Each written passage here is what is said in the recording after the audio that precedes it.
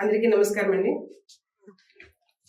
మేము గత 2011 నుంచి మాజీ ముఖ్యమంత్రి వర్యులు శ్రీ వైఎస్ జగన్మోహన్ రెడ్డి గారు 2011లో వైఎస్ఆర్సీపీ పార్టీ స్థాపించిన దగ్గర నుంచి పార్టీలో కొనసాగుతున్నాం. 2014 మున్సిపల్ ఎన్నికల్లో మేము పార్టిసిపేట్ చేసి 2021లో కూడా కౌన్సిల్ మున్సిపల్ ఎలక్షన్స్లో అత్యధిక మెజారిటీతోనే గెలిచాము. అదేవిధంగా నిన్న ఒక ప్రెస్ నోట్ అనేది రిలీజ్ చేశారు. నర్సీపట్నం వైఎస్ఆర్సీపీ పార్టీ నుంచి అత్యధిక మెజారిటీతో గెలిచినటువంటి ఒక వ్యక్తిని అసలు ఆ డిపాజిట్ కూడా సాధించుకునేటువంటి ఒక వ్యక్తి చేత సస్పెండ్ చేయించడం అనేది ఎంతవరకు సమంజసమో నాకైతే అర్థం కావట్లేదు. సిద్ధాంతమే ప్రాతిపదికగా నడిచి ఏ రాజకీయ పార్టీకైనా కనీస విలువలు పాటిస్తూ క్రమశిక్షణ చర్యలు తీసుకోవాలంటే ముందుగా సంజాయిషీ కానీ నోటీస్ కానీ పంపించాల్సి ఉంటుంది, సంజాయిషీ తీసుకోవాల్సి ఉంటుంది. సో అలాంటి ఎలాంటి నోటీసు లేకుండా నన్ను క్రమశిక్షణ చర్యల్లో భాగంగా సస్పెండ్ చేశామని, పార్టీ నుంచి వైదొలిగించామని ప్రకటించడం నర్సీపట్నం వైఎస్ఆర్సీ పార్టీ అహంకార ధోరణికి నిదర్శనంగా నాకు అనిపిస్తా ఉంది. నేను గత 2021లో మున్సిపల్ చైర్మన్గా 2 years చైర్మన్గా కొనసాగాను. అదేవిధంగా తర్వాత కౌన్సిలర్గా కొనసాగుతా ఉన్నాను. ఈ గత నెల 31వ తారీఖున కౌన్సిల్ ఎజెండా నాకు పంపించడం జరిగింది బడ్జెట్ సంబంధించి. సో దానికి నాకు ఎలాంటి ఇన్ఫర్మేషన్ అటెండ్ అవ్వకూడదని ఎలాంటి ఇన్ఫర్మేషన్ రాలేదు. సో నేను అటెండ్ అయ్యాను. సో అప్పటికి సభా స్పీకర్ అయినటువంటి అయ్యన్ పాత్రుడు గారు స్టేజ్ మీద ఉన్నారు. సో నేను వెళ్ళాను, అటెండ్ అయ్యాను. ఆయన ఒకటే అడిగారు, ఈ అభివృద్ధి కార్యక్రమాలకి మీ వంతు సహకారం మాకు అందిస్తారంటే మా సపోర్ట్ ఎక్కువ ఉంటుంది సార్ అని నేను చెప్పడం జరిగింది.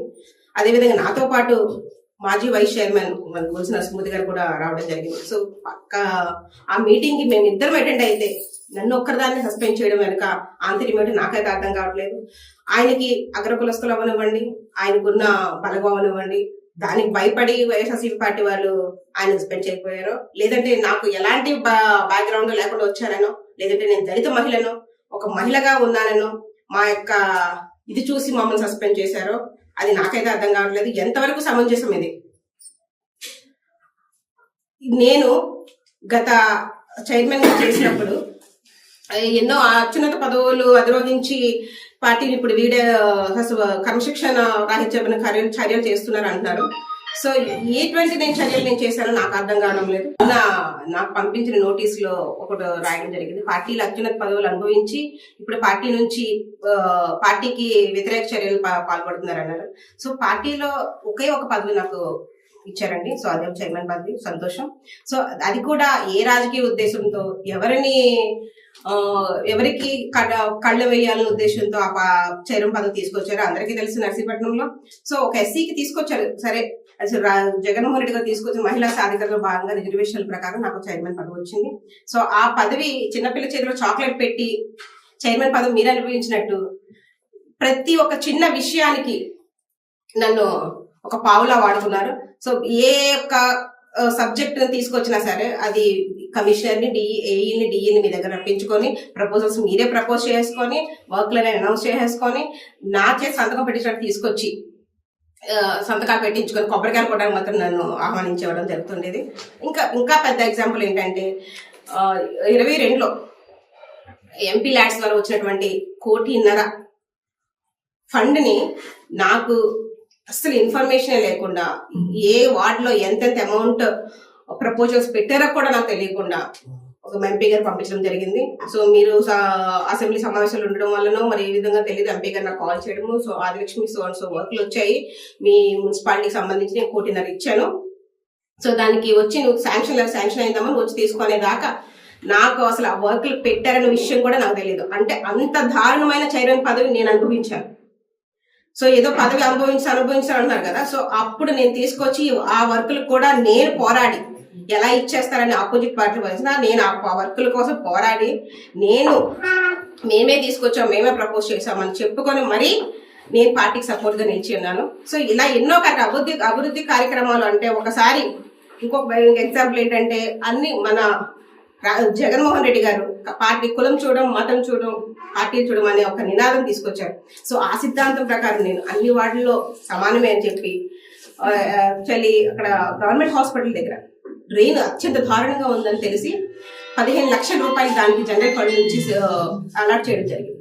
సో దానికి నా వైసీపీ కౌన్సిలర్ల చేతే, మా వైసీపీ కౌన్సిలర్ చేతే నా మీద దండయాత్ర చేయించారు. కౌన్సిల్ మీటింగ్ లోనే నాకు ఎంత అవమానం చేశారో ఆ విషయమై మీ దగ్గరకు వస్తే మా అన్నా చెల్లెలు ఇద్దరు కళ్ళంటి నీళ్లతో మీరు వెనక్కి పంపించారు. అప్పటికి మేము పార్టీని వేయలేదు. జగన్మోహన్ రెడ్డి గారి అభిమానంతోనే మేము అవన్నీ మింగుకొనే మేము భరించి పార్టీలో కొనసాగాం. అదే విధంగా 2 సంవత్సరాలు కంప్లీట్ అయిన తర్వాత మీరు కూడా మమ్మల్ని పిలవకుండా ఎవరో వాళ్ళు ఇద్దరు ముగ్గురు చేత మేము పార్టీకి రాజీనామా చేయాలని, చెయ్యకపోతే మమ్మల్ని పర్సనల్ గాను ప్రొఫెషనల్ గాను ఇబ్బంది పెట్టి బలవంతంగా నా చేత రాజీనామా చేయించారు. ఏమనంటే ముందస్తు ఒప్పందం అంటారు. చూపించండి ఎక్కడ న్యాయం జరిగిందో మా ఎస్సీ వాళ్ళకి. దాన్ని 3 ముక్కలు చేసి ఒక సగం ఆదిలక్ష్మి అంటారు, సగం సుబ్బలక్ష్మి అంటారు, సగం ఏమో ఇంకొక బాలమ్మ అంటారు. సో ఎక్కడ సార్ ఎక్కడ మీరు మాకు న్యాయం చేశారు? ఎస్సీ వాళ్ళంటే ఇప్పటికీ మీ మీద అపోజిట్ పార్టీ వాళ్ళు ఎవరైనా సరే కౌంటర్ ఇస్తే మీ వెనక ఉన్న వాళ్ళే మీకు సపోర్ట్ చేస్తూ మాట్లాడడానికి భయపడతారు. వాళ్ళు కూడా మా ఎస్సీ కుర్రాడే వచ్చి నిన్ను సపోర్ట్ చేస్తూ మాట్లాడితే గానీ నువ్వు ముందుకు వెళ్లే పరిస్థితి లేదు. సో అంటే ఎస్సీ వాళ్ళు నీకు ఒక రక్షణ కవచమా?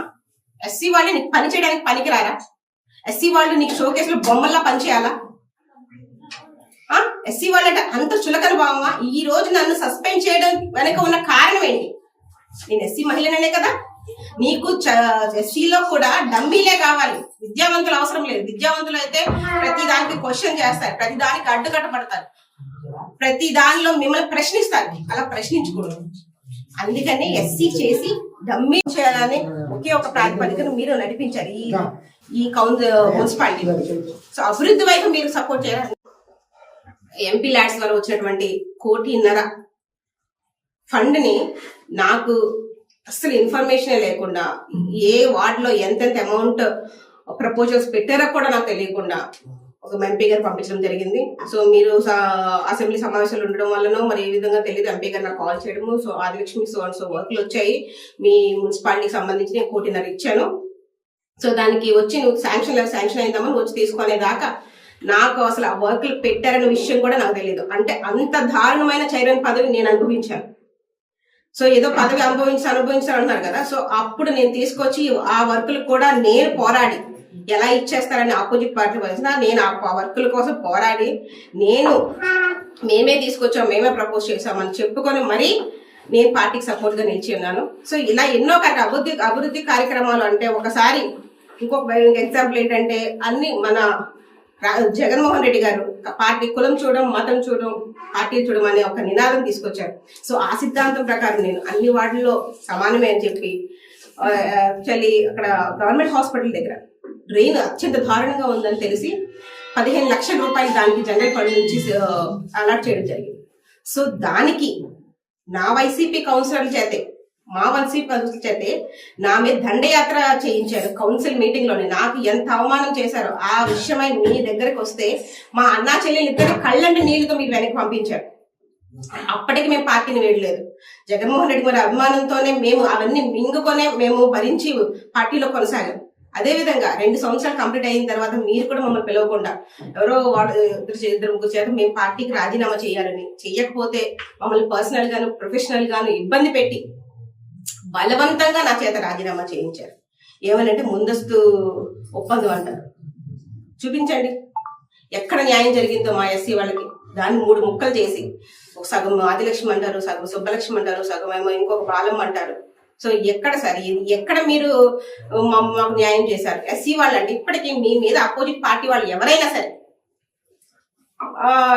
కౌంటర్ ఇస్తే మీ వెనక ఉన్న వాళ్ళే మీకు సపోర్ట్ చేస్తూ మాట్లాడడానికి భయపడతారు. వాళ్ళు కూడా మా ఎస్సీ కుర్రాడే వచ్చి నిన్ను సపోర్ట్ చేస్తూ మాట్లాడితే గానీ నువ్వు ముందుకు వెళ్లే పరిస్థితి లేదు. సో అంటే ఎస్సీ వాళ్ళు నీకు ఒక రక్షణ కవచమా? ఎస్సీ వాళ్ళు నీకు పని చేయడానికి పనికిరారా? ఎస్సీ వాళ్ళు నీకు షోకేసులో బొమ్మల్లా పనిచేయాలా? ఎస్సీ వాళ్ళు అంటే అంత చులకన భావమా? ఈ రోజు నన్ను సస్పెండ్ చేయడం వెనక ఉన్న కారణం ఏంటి? నేను ఎస్సీ మహిళనే కదా. నీకు ఎస్సీలో కూడా డమ్మీలే కావాలి, విద్యావంతులు అవసరం లేదు. విద్యావంతులు అయితే ప్రతి దానికి క్వశ్చన్ చేస్తారు, ప్రతి దానికి అడ్డుకట్టబడతారు, ప్రతి దానిలో మిమ్మల్ని ప్రశ్నిస్తారు, అలా ప్రశ్నించకూడదు. అందుకని ఎస్సీ చేసి డమ్మీలుగా ఉంచేయాలని ఒకే ఒక ప్రాతిపదికను మీరు నడిపించారు ఈ మున్సిపాలిటీ. సో అభివృద్ధి వైపు మీరు సపోర్ట్ చేయాలి. నేను అభివృద్ధి అయ్యన్న పాత్ర గారు అడిగినటువంటి అభివృద్ధిలో మీరు సపోర్ట్ చేస్తారమ్మా ఆదిలక్ష్మి అంటే, నర్సీపట్నం అభివృద్ధిలో నేను సపోర్ట్ చేస్తాను సార్. మీ పూర్తి సహాయ సహకారాలు అందిస్తూ మా యొక్క నర్సీపట్నం అభివృద్ధి పరుచులు నేను సపోర్ట్ చేస్తానని చెప్పాను. ఆ సపోర్ట్ చేస్తాను చెయ్యెత్తినందుకు, అభివృద్ధిలో ముందుకు సపోర్ట్ చేసినందుకు మీరు కానీ సస్పెండ్ చేశారు. సో ఇప్పుడు నేను చెప్తున్నానండి, అభివృద్ధి నర్సీపట్నం ప్రజలకు అభివృద్ధి చేసే ఏ కార్యక్రమంలో అయినా నా మద్దతు కంప్లీట్ గా ఉంటుంది. నేను మద్దతు తెలియజేస్తాను. సో మన రాజకీయాల్లో వచ్చిందా ప్రజలకు మేలు చేయడానికి. సో దానికి పార్టీకి సంబంధం లేదు. అధికారంలో మనం ఉన్నప్పుడు మనం ప్రయత్నించాం. సో వాళ్ళు ఉన్నప్పుడు వాళ్ళకి సపోర్ట్ చేయాలి. సో అప్పుడే కదా ప్రజలు మనల్ని హర్షిస్తారు. సో వైసీపీ పార్టీ నర్సీపట్నంలో ఏ విధంగా ఉంది, అభివృద్ధి వైపు సపోర్ట్ చేస్తుందా, అభివృద్ధి వైపు సపోర్ట్ చేస్తే సస్పెండ్ చేస్తుందా అన్నది మీ యొక్క నిర్ణయానికే వదిలేస్తున్నారు. అరే మీ వెనక తిరిగే నాయకుల్లో పట్టుమని 10 మంది ఓట్లు వేసే నాయకులు లేరు. 10 మంది ఒకళ్ళు వస్తే 10 మంది వాళ్ళ వెనక నడిచేవాళ్ళు లేరు. వాళ్ళందరూ కలిసి మమ్మల్ని ప్రశ్నిస్తూ నన్ను సస్పెండ్ చేసేంత స్థితికి మీరు తీసుకొచ్చారు. మీరు సస్పెండ్ చేయొచ్చు కదా. మీకు అంత సమర్థత లేదా? మీరు డైరెక్ట్ గా సస్పెండ్ చేస్తే నేను హ్యాపీగా ఫీల్ అయ్యేదాన్ని. మీరు ఒక ఇన్ఛార్జ్ గా ఉన్నారు కాబట్టి మీరు నన్ను సస్పెండ్ చేయాలి, లేదా జిల్లా నుంచి నన్ను సస్పెండ్ చేయాలి. నేను ఒక చైర్మన్ గా చేసిన దాన్ని ఒక సామాన్య డిపాజిట్ కూడా 10 మంది వెనకలిన ఒక వ్యక్తి చేత నన్ను సస్పెండ్ చేసి అవమానపరిచారంటే ఒక మహిళగా నేను చాలా బాధపడుతున్నాను. ఇది అధిష్టానానికి కూడా తెలియాలి. అందుకనే నేను ప్రెస్ మీట్ పెడుతున్నాను. లేదంటే సైలెంట్ గా నేను పార్టీలోంచి వెళ్ళిపోదామని అనుకుంటే డెఫినెట్ గా నేను వెళ్ళిపోదును. పార్టీని వదలడానికి మాకు నిజంగా మనస్ఫూర్తిగా ఇష్టం లేదు. సో ఈ విధంగా సస్పెండ్ చేసి నా పని ఇంకా మీరు సులువు చేశారు. నేను పార్టీని వదలాలంటే నేను ఒక్కరిదాన్ని వెళ్ళిపోతే సరిపోదండి. నా వెనక చాలా మంది జనం ఉన్నారు. జిఎన్ఆర్ అంటేనే జనం అంటేనే జిఎన్ఆర్. సో అలాంటి జిఎన్ఆర్ పార్టీని వదలాలంటే చాలా చాలా ఆలోచించాలి, చాలా ఇది చేయాలి. సో మా అనుకున్న మా ప్రజల కోసం మేము ఏమైనా చేస్తాం. వాళ్ళ యొక్క నిర్ణయం తీసుకొని వాళ్ళ యొక్క మద్దతుతోనే మేము ఏ అడిగేసినా ముందుకు వేస్తాం. అంతేగాని మా పాలుగా ఏదో నేను ఒక్కరిదాన్ని వచ్చేసాను, జిఎన్ఆర్ ఒక్కరే వచ్చేసారో అని ఎప్పుడు మేము ముందుకు వెళ్ళలేదు. సో దయచేసి ఇదంతా గమనిస్తారని, పార్టీ నర్సీపట్నం వైఎస్ఆర్ పార్టీ రాష్ట్రంలో ఏ విధంగా ఉందో ఒక్కసారి ప్రతి ఒక్కరు గమనిస్తారని తెలియజేస్తున్నాను. Thank you.